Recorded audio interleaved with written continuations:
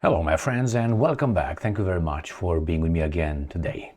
Well, let's see how India maneuvers the baboons on the global stage. How? Well, India is doing business with whomever offers the best product at the cheapest price. I think it makes sense.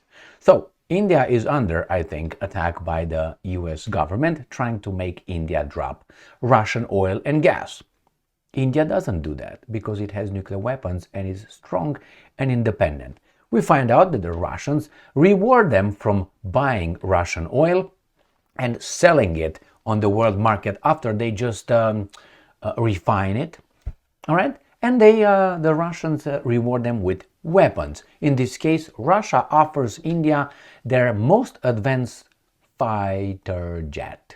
That's one. The second one, the West is applauding a deal made by France and India with some nuclear reactors. Excellent news for the Indians. The French, unfortunately, they cut their, how should I put it, their energy supply and options short. Why? I think they used to buy some nuclear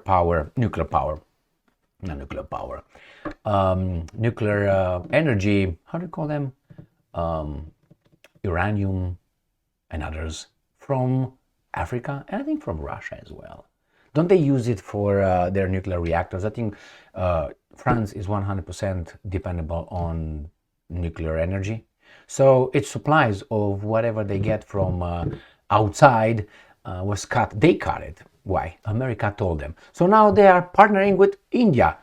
And I'm going to show you how the Americans are portraying that and how the Ukrainians are portraying this successful partnership between France and India. All right, let's start with the more important one, which is this. According to Reuters, Russia offers India its most advanced Sukhoi 57 stealth fighter jet. I know, this is a piece of shit, as these guys say it here, right? No, I don't think it is, but hey, you always say the enemy's weapons are not good to make yours look good. But when they attack you, you say, oh my God, the Saddam Hussein's war machine. Remember that mountain of rusty metal? Now, Russia is offered to make its fifth generation stealth fighter jet Sukhoi 57 in India for the Indian Air Force. A Russian and Indian official said on Tuesday as Moscow looks to boost defense ties with New Delhi. They always had good ties, defense ties. Why? Because while Soviet Union was arming the democratic country of India, the West was arming the military dictatorship in Pakistan. All right? So we were on the right side of history again. If you don't know that, now you know. All right, so here, Russia has for decades been the main weapon supplier to India, the world's biggest arms importer, and its fighter jets are part of India's military fleet. But Moscow's ability to, in recent years, to export has been hobbled by the war in Ukraine, making New Delhi look wasteward. No, it didn't look. The Indians are doing business. This is something these guys don't understand. They think that in business you have to have this kind of loyalty. So they say, no, everybody's independent and you buy your stuff according to what fits you, your budget and your needs. Correct? Correct. But it's not like that. The Americans are telling everybody else, if you don't buy it from me, you are my enemy. Therefore, you're not independent. So the other guys, the Russians, are saying, buy from whomever, my friends. So who's better? The America. So that's good. They will get Sukhoi 57 built over there, and they will, right? Is it built over there, they said, to make its fighter jets in India. All right, so they will do it, build it or send it. They will arm the Indians with a Sukhoi 57. Great news for the Indians.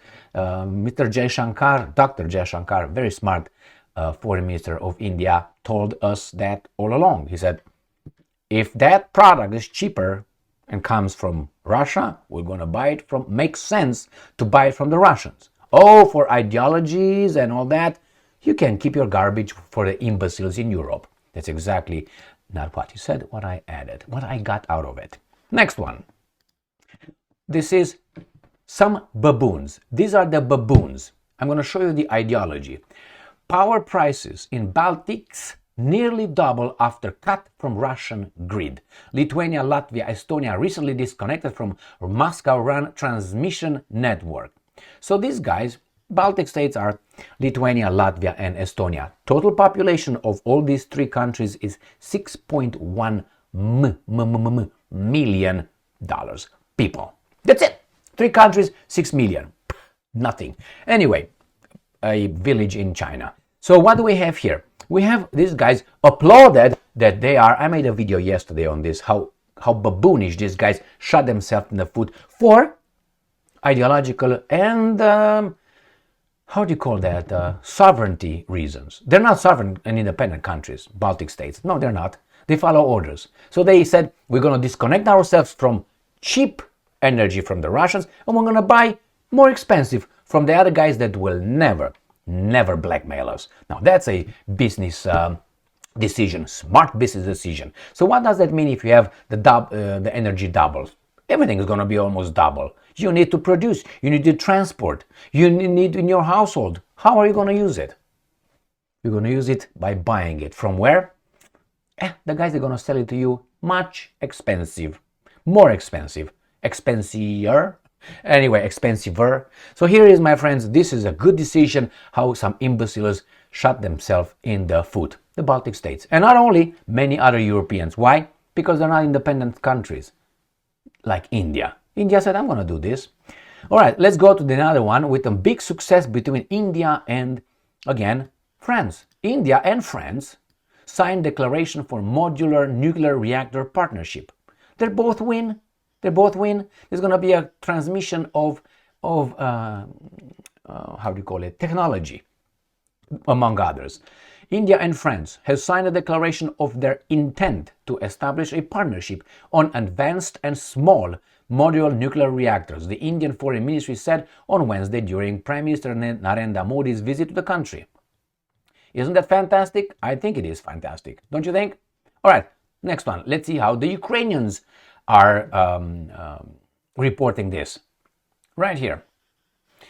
New Voice of Ukraine. Putin left out. Left out like the Baltic states let themselves out. So Putin left out. World's top economies launched two major energy projects. Oh, that's big love over here. Imagine that he embraced Bridget a minute ago.